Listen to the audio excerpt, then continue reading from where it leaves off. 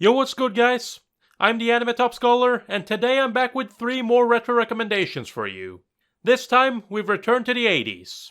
Now, if you haven't seen the last few retro recommendations I've done, then just know that this will be the final round of this series I'll be doing, at least for a very long time. Reason being that I'm running out of 70s shows that I would actually recommend. So, if you've been enjoying this series, then don't forget to hit that thumbs up. Anyways, you know how this works now, and if you don't, then the rules will be in the description. So let's just jump into these recommendations. Up first, we got the most popular show, and that is the 6-episode OVA from 1989 called Mobile Suit Gundam 0080 War in the Pocket. This OVA was produced by Studio Sunrise, just like the rest of Gundam, and it was directed by Fumihiko Takayama. The story goes something like this.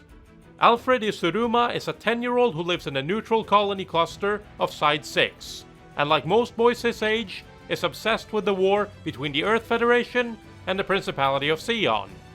Unbeknownst to him, Al's next-door neighbor, Christina, is the test pilot of a prototype Gundam being developed in secret by the Earth Federation in the colony. A Sion Special Forces team is assembled and tasked with infiltrating the colony in order to either steal or destroy it. When a skirmish breaks out between the Federation and infiltrating Sion forces, the fascinated Alfred stumbles upon a Saku mobile suit that has been shot down, piloted by Sion rookie Bernard "Bernie" Weissman. After the encounter, the two start a mutual friendship, so Alfred can learn more about the war that interests him so much, and Bernie can acquire inside information about the colony to aid his team's mission. This was probably not a recommendation you would expect from me. I'm not really that big of a fan of mecha shows, and Gundam is one of those franchises that I have not really been able to get into. War in the Pocket is one of the Gundams I have watched though, and I did enjoy it a lot. That is mostly because the war is more scaled down. Gundam has always been about huge political plots and intergalactic wars. War in the Pocket decided to take a step back and focus more on the smaller colonies and how the war is affecting them. I really appreciate that, because that is a little bit more up my alley. Now, the one downside to recommending War in the Pocket is that it is a sequel to the original Mobile Suit Gundam series. So ideally, you'd want to watch that first, so that you get a bit of a grip on what is actually going on. That said, there are 3 compilation movies for the OG Gundam, so if you wish, you can watch those instead, and it will give you a decent idea of what's going on. Either way, even with my limited exposure to the Gundam universe, I ended up enjoying War in the Pocket a lot. And if you haven't taken the plunge into the daunting giant of a series that is Gundam yet, then I suggest at least trying to get to War in the Pocket.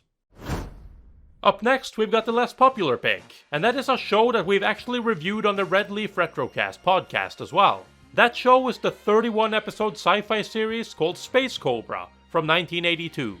This series was produced by Studio TMS and directed by industry legend Osamu Dezaki, who has also directed shows like Ashita no Joe and Golgo 13.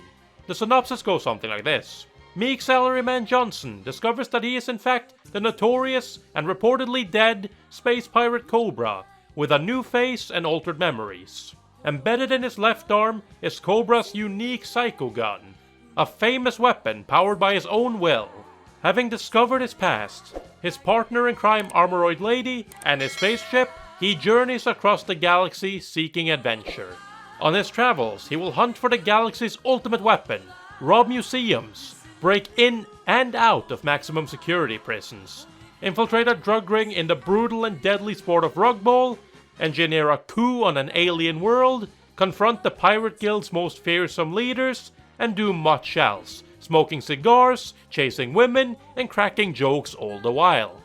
There is only one way to describe this show. Badass man travels around space, beating up evil supervillains, and getting it on with hot anime babes. Oh yes, this is a very 80s show, and I love it.